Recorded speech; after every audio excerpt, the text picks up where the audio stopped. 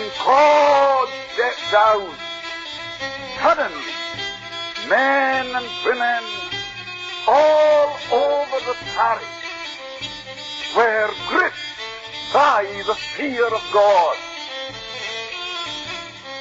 God, are my hands clean? Is my heart pure?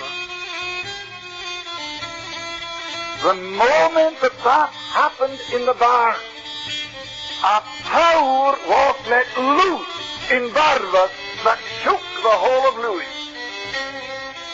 God stepped out. The Holy Spirit began to move among the people. And the minister, writing about what happened on the following morning, said this: "You met God on Meadow and moorland. You met Him in the homes of the people. God seemed to be everywhere." What was that? Revival. Revival of an evangelist. Not a special effort. Not anything at all organized on the basis of human endeavor, but an awareness of God that gripped the whole community, so much so that was stopped. I can remember once, within 24 hours, addressing 8 meetings, crowded churches. There was a dance in progress that night, and while this young man was praying in the aisle, the power of God moved into that dance, and the young people, over 100 of them, fled from the dance as though fleeing from a plague, and they made for the church. When I endeavored to get up into the pulpit, I found the way blocked with young people who had been at the dance. When I went into the pulpit, I found a young woman, a graduate of Aberdeen University, who was at the dance. And she's lying on the floor of the pulpit crying, "Is there mercy for me? Is there mercy for me? Is there mercy for me?" God was at work. Well, that meeting continued until 4 o'clock in the morning. Mr. Campbell, there must be anything between 200 and 300 people at the police station. They're gathered there, and some are on their knees. Now, I can't understand this. Now, he wasn't in the church, you see. But here, a crowd of men and women from a neighboring village, 5 and 6 miles away, were so moved by God that they found themselves moving to the police station because the constable there was a God-fearing and well-saved man. They were there, and this young man begged of me to go along to the police station. And I went along, and I shall never, never forget what my ears heard and my eyes saw that morning. Young men were kneeling by the roadside. I think just now with a group of half a dozen.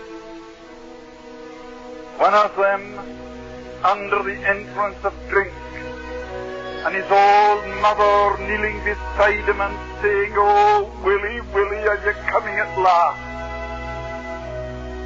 Mr. Campbell, something wonderful has happened. Revival has broken out. And Willie today is the parish minister. And from the group of young men who sought the Lord night there are 9 in the ministry. To the door and see the crowd at here. 11 o'clock, Matthew. 11 o'clock. And I went to the door, and there must have been a congregation of between 600 and 700 people gathered round the church. And within a matter of minutes, the church was crowded at 11:45. Now, where did the people come from? How did they know that a meeting was in progress in the church?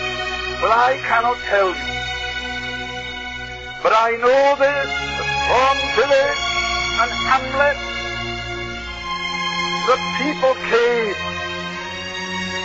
Were you to ask some of them today, what was it that moved you? They couldn't tell you. Only that they were moved by a power that they could not explain, and the power was such as to give them to understand and see that they were hell-deserving sinners. And of course, the only place they could think of where they might find help was at the church. Now that is a fact that cannot be disputed. God was everywhere. And because of this awareness of God, the churches were crowded. Crowded. Through the day, right on through the night till 5 and 6 o'clock in the morning. In revival, time does not exist. One of the mighty movements in the midst of this great visitation. You know that the drinking house was closed that night. Never been opened since. The men who used to drink there and spend the evenings there are now praying in our prayer meeting. It is because they entered into the fullness. It was because the people of Lewis grasped that truth that we can say today we know practically nothing of backsliding from that gracious movement of years ago. My dear people, do you good folk understand what revival means? Have you a conception of what it means to see God working?